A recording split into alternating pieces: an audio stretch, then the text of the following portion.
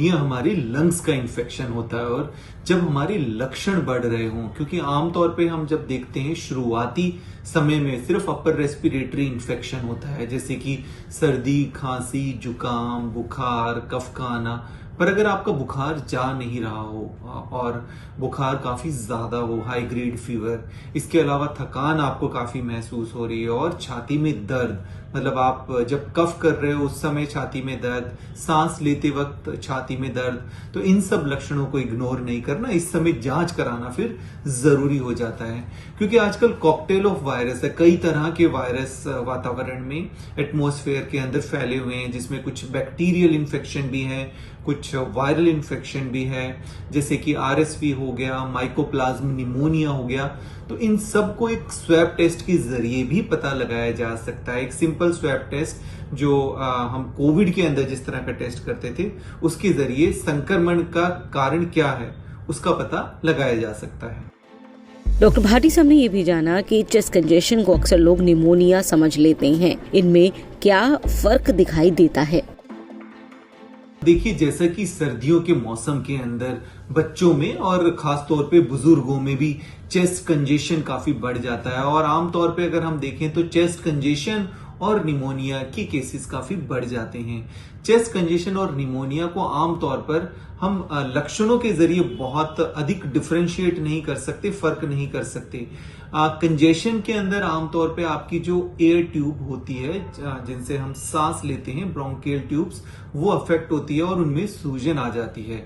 जबकि निमोनिया की बात करें तो ये हमारे जो एयर सैक्स होते हैं जो लंग्स में होते हैं, उनमें फ्लूइड या पस बन जाता है। निमोनिया में बीमारी गंभीर होने की संभावनाएं ज्यादा रहती है, पर दोनों ही बैक्टीरिया या वायरस की वजह से हो सकते हैं। निमोनिया में बुखार आमतौर पे कई बार हाई ग्रेड बन जाता है और जैसा कि हमने बात की, निमोनिया सीवियर होने के चांसेस काफी बने रहते हैं। एक सिंपल चेस्ट एक्सरे के जरिए पता लगाया जा सकता है कि निमोनिया है या नहीं। कुछ एक ब्लड जांच होती है जिनके जरिए पता लगाया जा सकता है कि आपको निमोनिया है या नहीं, या कितना गंभीर निमोनिया है। एक बहुत ही साधारण सा टेस्ट जिसको हम सीबीसी कहते हैं, जिसमें डब्ल्यूबीसी की भी जांच की जाती है, तो उससे भी एक इंडिकेशन मिल जाता है। इसके अलावा सीआरपी टेस्ट जो कि इन्फ्लामेशन के लिए कराया जाता है, ये काफी सेंसिटिव टेस्ट है, तो निमोनिया की जांच में ये भी एक उपयोगी टेस्ट है। इसके अलावा आपके डॉक्टर आपको प्रोकैल्सिटोनिन नामक एक स्पेशल टेस्ट भी एडवाइस कर सकते हैं, जिससे ये पता लगाया जा सकता है कि ये निमोनिया का कारण बैक्टीरिया है या नहीं है। चेस्ट एक्सरे सिंपल, जिसमें पता लगाया जा सकता है कि आपको निमोनिया है कि नहीं।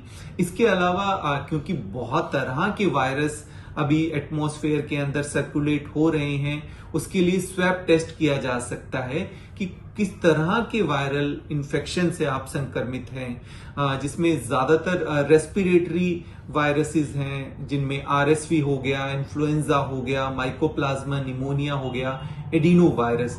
तो एक सिंपल स्वैब टेस्ट, जैसा कि हम कोविड में जो पीसीआर टेस्ट करते थे, उसी तरह के टेस्ट के जरिए पता लगाया जा सकता है कि किस तरह के वायरस से आपको संक्रमण हुआ है। सीटी स्कैन लंग्स के लिए अपनी मर्जी से नहीं करा सकते जब तक आपके डॉक्टर को ये ना लगे कि बहुत ही इसकी आवश्यकता है, क्योंकि सिंपल चेस्ट एक्सरे और ब्लड जांच के जरिए पता लगाया जा सकता है कि आपको किस तरह का निमोनिया है और आपका जो ट्रीटमेंट है वो उन जांचों के जरिए मैनेज किया जा सकता है।